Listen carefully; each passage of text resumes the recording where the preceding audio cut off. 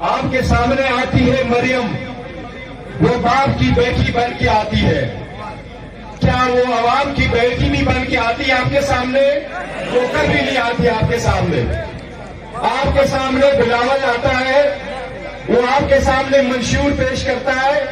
کبھی آپ نے سنا اس کے منشور کو؟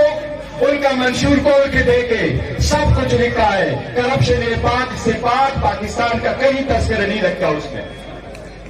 آپ نے لکھا ہے ہر طرف عمران خان صاحب کا ایک ویژن ہے پاکستان کے لیے، وہ پاکستان کی آزادی اور خود مختاری ہے. ہم اداروں کا احترام کرنا چاہتے، ہم اداروں میں تفریقہ نہیں کرنا چاہتے، ہم کسی کے ساتھ نہیں لڑنا چاہتے، لیکن ہمارے بھی حقوق ہے اس کا بھی تحفظ کیا جائے. ہم چاہتے ہیں پاکستان ترقی کرے، ہم چاہتے ہیں پاکستان آگے بڑھے، ہم چاہتے ہیں پاکستان میں جمہوریت ہو، ہم چاہتے ہیں پاکستان میں ریاست مدینہ قائم ہو. کیا اس بات پہ بھی کوئی جھگڑا کرے گا؟ کیا عمران خان صاحب نے کوئی چیز اپنے گھر والوں کو دی ہے؟ کیا کسی نے آج تک عمران خان پہ کرپشن کو ثابت کیا ہے؟ عمران خان صاحب کے خلاف نیب کا بھی کیس بنا ہے، وہ مس یوز آف اتھارٹی کا بوگس کیس ہے، اس میں پھر بھی کرپشن کیس نہیں ہے. یہ وہ لوگ تھے جو پی ڈی ایم بن کے آپ کے پاس آئے تھے. ان کی ہسٹری دیکھو، 1 مہینے کے اندر قوانین میں تبدیلی کر کے کیا لے کے آئے ساتھ؟ قوانین میں تبدیلی کر کے کئی ارب کے کیسز اپنے ختم کروائے، سارے اپنے ختم کروائے. پاکستان کی تاریخ کی سب سے بڑی کابینہ بنی. پاکستان کی سب سے زیادہ اکانومی اس وقت میں خراب ہوئی، ڈالر سب سے زیادہ ہو گیا، مہنگائی سب سے زیادہ ہو گئی. یہ کس دور میں؟ 16 مہینے میں. کیا آپ نے ریورس کرنا ہے اس کو کہ نہیں؟ ہم نے دوبارہ اس پاکستان میں شہنشاہیت اور بادشاہت کی کوئی گنجائش پاکستان میں نہیں ہے. وہ فرسٹ بیٹی آتی ہے، وہ باپ کی رودات سنا کے جاتی ہے، اسے کہہ دینا ہم پاکستان کی رودات کا فیصلہ 8 تاریخ کو کریں گے، ہم کسی پارٹی کے بیٹی کا فیصلہ نہیں کریں گے.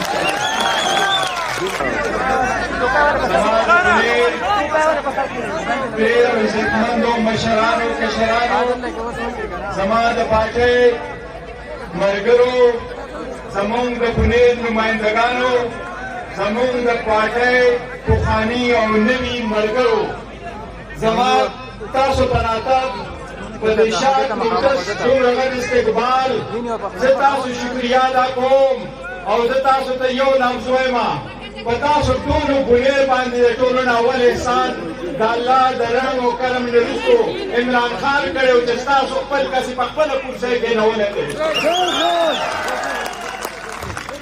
د عمران خان د ټولو نه غټ لفظ دا دی چې ما 27 سال سیاست کړی دی، 50 سال نه تاسو ما پېژنئ، زه په کرکټ کې تاسو پېژندم، خو ما سیاست د وراثت او د موروثي سیاست لپاره نه کوم. زما په کرسۍ به زما عام ورکر کېني. زما ستاسو سره وعده ده انشاءالله تعالی تاسو دا ورکران پاکستان او پاکستان تاسو یې. د عمران خان صاحب یو اواز دی، پی ټي آی د ټولو پارټیو نه بدله ده، په هر لحاظ بدله ده. دا ټولې پارټۍ ستاسو سره سیاست کوي، د عوام په نوم سیاست کوي. عمران خان د عوام د پاره سیاست کوي.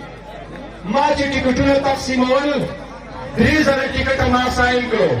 هره پیره چې به خان صاحب له ورتلم، خان صاحب به وایي زما ورکرانو ته ټکټې ورکړه، هغې کسانو ته ټکټې ورکړه چې په درې نسل ته کې پارلمان ته نه تلي، هغې کسانو له ټکټې ورکړه چې د هغوی په کور کې ګاډي هم نه وي، د عام پاکستاني هفته ده. عمران نن په جیل کې فقط ستاسو د وجې دی، ستاسو د تحریک دپاره دی، ستاسو د ازادۍ دپاره دی، ستاسو د ملک د خودمختارۍ دپاره دی، ستاسو د ملک د دې مقصد دپاره دی چې ملک جوړیږي، هغه به حکومت جوړیږي، هغه به ستاسو په ووټ جوړیږي، او که ختمیږي نو ستاسو په ووټ به جوړیږي. زموږ حکومت په ادارې نه جوړي، زموږ حکومت په بیرون ملکونه نه ختموي. دا د عمران آواز دی او انشاءالله دا آواز به موږ قایموو. 8 فروری نه مخکې چې د الیکشن څومره پروسس شو، زه د خپل ورکر په دې ملک په هر ځای کې چې زه د هغه شکریه ادا کوم. تاسو چې کوم تحمل برداشت وکړو دا یوې پارټۍ ورکر نشي کولی. اول اعلان نه کېدو، 2 حکومتونه زموږ ختم شو، 3 پیرې سپریم کورټ ته لاړو، 7 پیرې های کورټو ته لاړو.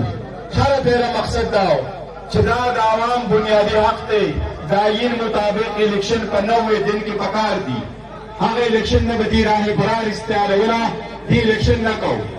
آخر چې سپریم کورټ دا وټاکله چې په 8 فروری به الیکشن وي، نو په هر پروسس کې د پی ټي آی کسان د دې نه اوټ کړي دي. اول چې نامینیشن پیپر فایل کېدو زموږ کاغذونه یې نه اکسپټ کول، پروپوزل سیکنډر یې نه راپرېښودو. تاسو ټول به دې نه واقف یې، په سوشل میډیا دا موجود ده. بیا چې نامینیشن فارم فایل شو هغه ټول زیاتر 90% یې زموږ ریجیکټ کړو.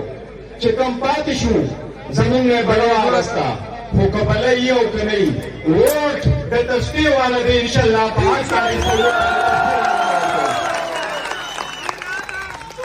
تاسو ته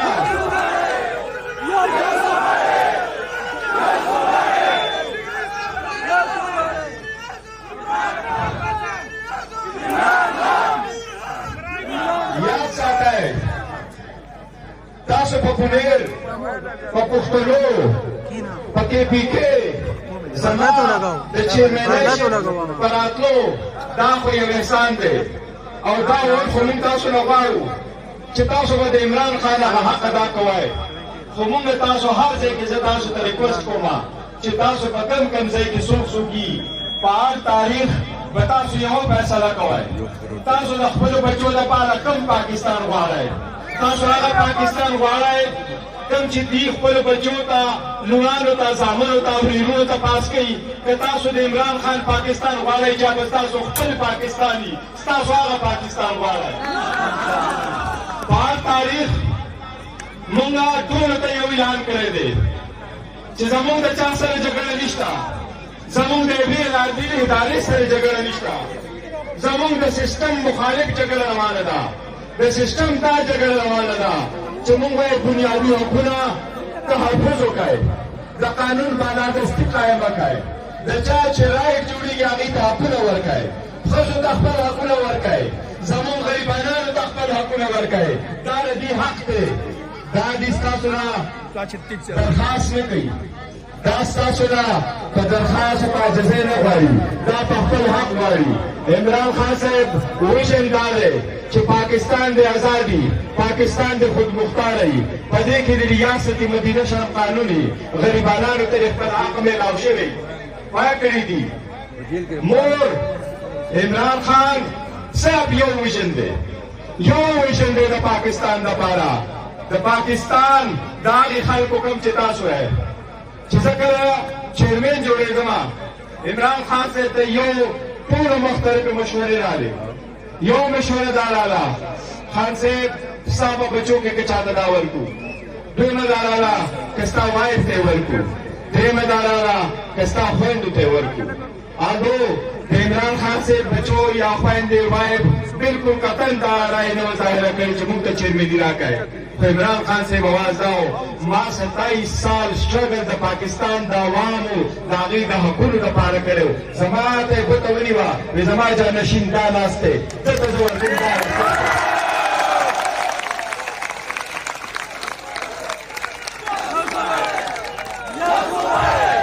کوم کسان چې هلته ناست وو تپوس ته وکړئ. ما 3 پیرې خان صاحب ته انکار کړی، ما غټه ذمهواري ده ستاسو ده، دا به زما نه نباو نه شي. خان صاحب بل څوک تحفظ وکړه. خان صاحب ما ته هغه الفاظو اشاره نه سره تسبیح ورسره وې آپ چھوڑیں، ہم سب آپ کا ہیلپ کریں گے. آپ ورک کریں، ورک کرو. تاسو تداسی لیڈر دنیا کے میں راویدیشی. آپ کے سامنے آتی ہے مریم، وہ باپ کی بیٹی بن کے آتی ہے. کیا وہ عوام کی بیٹی نہیں بن کے آتی آپ کے سامنے؟ وہ کبھی نہیں آتی آپ کے سامنے. آپ کے سامنے بلاول آتا ہے، وہ آپ کے سامنے منشور پیش کرتا ہے. کبھی آپ نے سنا اس کے منشور کو؟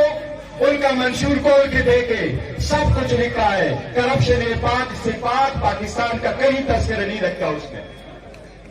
آپ نے لکھا ہے ہر طرف عمران خان صاحب کا ایک ویژن ہے پاکستان کے لیے، وہ پاکستان کی آزادی اور خود مختاری ہے. ہم اداروں کا احترام کرنا چاہتے، ہم اداروں میں تفریقہ نہیں کرنا چاہتے، ہم کسی کے ساتھ نہیں لڑنا چاہتے، لیکن ہمارے بھی حقوق ہے اس کا بھی تحفظ کیا جائے. ہم چاہتے ہیں پاکستان ترقی کرے، ہم چاہتے ہیں پاکستان آگے بڑھے، ہم چاہتے ہیں پاکستان میں جمہوریت ہو، ہم چاہتے ہیں پاکستان میں ریاست مدینہ قائم ہو. کیا اس بات پہ بھی کوئی جھگڑا کرے گا؟ کیا عمران خان صاحب نے کوئی چیز اپنے گھر والوں کو دی ہے؟ کیا کسی نے آج تک عمران خان پہ کرپشن کو ثابت کیا ہے؟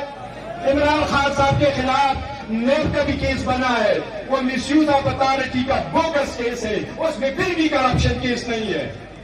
یہ وہ لوگ تھے جو پی ڈی ایم بن کے آپ کے پاس آئے تھے. ان کی ہسٹری دیکھو، 1 مہینے کے اندر قوانین میں تبدیلی کر کے کیا لے کے آئے ساتھ؟ قوانین میں تبدیلی کر کے کئی ارب کے کیسز اپنے ختم کروائے، سارے اپنے ختم کروائے. پاکستان کی تاریخ کی سب سے بڑی کابینہ بنی. پاکستان کی سب سے زیادہ اکانومی اس وقت میں خراب ہوئی، ڈالر سب سے زیادہ ہو گیا، مہنگائی سب سے زیادہ ہو گئی. یہ کس دور میں؟ 16 مہینے میں. کیا آپ نے ریورس کرنا ہے اس کو کہ نہیں؟ ہم نے دوبارہ اس پاکستان میں شہنشاہیت اور بادشاہت کی کوئی گنجائش پاکستان میں نہیں ہے. وہ فرسٹ بیٹی آتی ہے، وہ باپ کی رودات سنا کے جاتی ہے، اسے کہہ دینا ہم پاکستان کی رودات کا فیصلہ 8 تاریخ کو کریں گے، ہم کسی پارٹی کے بیٹی کا فیصلہ نہیں کریں گے. زمانہ کا تھوڑا سا اور درخواست ہے، انشاءاللہ تعالی 5 تاریخ کو انشاءاللہ تعالی ستاسو عمران خان کامیابی کی انشاءاللہ تعالی. دخان د ورکرانو چې هر یو نشان دی. نن پورې زمونږ په ویب سایټ ټوټل کې کومو کسانو ته ټکټونه ملاو شوي دي هغه اپلوډ کړي دي. واپس چې زم انشاءالله د ټولو نه مخکې به د دې د نشاناتو سره د هغې نومونه اپلوډ کېږي. خپل نشانات وایدن دی او بعد ورځ ټوله ورځ په خپل ټیم کې او په پولنګ سټیشن کې دی. دا تاسو دپاره د عمران خان جنگ دی، د عمران خان د ازادۍ دی، د عمران خان د ملک د ازادۍ دی، د دې ملک د جمهوریت دی، د دې ملک د پارلمان دپاره جنگ دی. مونږ دا غواړو چې په ټول پاکستان کې داسې حکومت راشي، داسې کسان راشي. دې ټولو زموږ نامینیشن فایل کړی دی. تاسو په دې یقین وکړئ او تسلي وکړئ. موږ چې چا ته ټکټونه ورکول، د دې سختۍ، د دې تکلیفونه، د دې برداشت، د 9 مې نه وروستو د دې د پارټۍ سره په سختو طریقو ودرېدو، ټول د عوام په لاس کې دا ټول کړي دي. انشاءالله دوی چې په دومره سختو دباوونو د خان نه واپس نه دي تللي، انشاءالله فور سلیوشن به دوی چېرته نه ځي. دا زمونږ دي، دا د خان نمایندګان دي، دا د خان ټایګر فورس دی. تاسو د دې انتخاب وکړئ چې د ملک دا تقدیر بدل کړو او کوم ویژن چې عمران خان اغوستی هغه ویژن واپس راولو. زما تاسو ټولو ته یو درخواست دی، په 9 میاشتو کې دننه د دنیا تاریخ راکم شوی و، په هېچ چا باندې 203 کیس نه دي جوړ شوي. په خان صاحب 203 کیسونه جوړ شوي دي. دا ټول بوګس کیسونه دي. په دې کې هر نمونه کیس دی. داسې تانه نه وه چې په هغې کې کیس نه دی رجسټر شوی، او داسې تانې کې ایف آی آر نه و چې په هغې کې د خان صاحب د ارسټ کولو کوشش نه و شوی. مقصد صرف یو و چې خان صاحب جیل کې واچوئ او چې دې جیل کې او دې ډسکوالیفای کړي نو الیکشن به ته وګټي د دې خلکو غلط فهمي وه وزدا پتا شو باندې ده په 8 تاریخ په داغي دا غلط فهمي ثابتوي چې دې غلط فهمو ان شاء الله تعالی د عمران خان په ویژن به تاسو دا هغه ویژن لون ورکوي ان شاء الله تعالی په ټول ملک زما په ملک کې دنه هر پی ټی آی ورکر ته درخواست ده خپل اختلافات ختم کړي ما ټول ته درخواست لګلې ما بیګا زموږ ویژوال جلسه وا ورچوال جلسه زموږ آنلاین جلسه وا ټول دنیا کته زه هغه شکریا ادا کوم چې چا کتلې ده خو زموږ ټول ته یو درخواست ده دا وخت اختلافات نه دي او دا داسې نه ده چې موږ د نواز شریف او بلاول او زرداری سره جنګیږو دا ډیفیټډ خلک دی ان شاء الله د 8 فروری نه به تاسو وروسته وګورئ د دې به نام نشان دی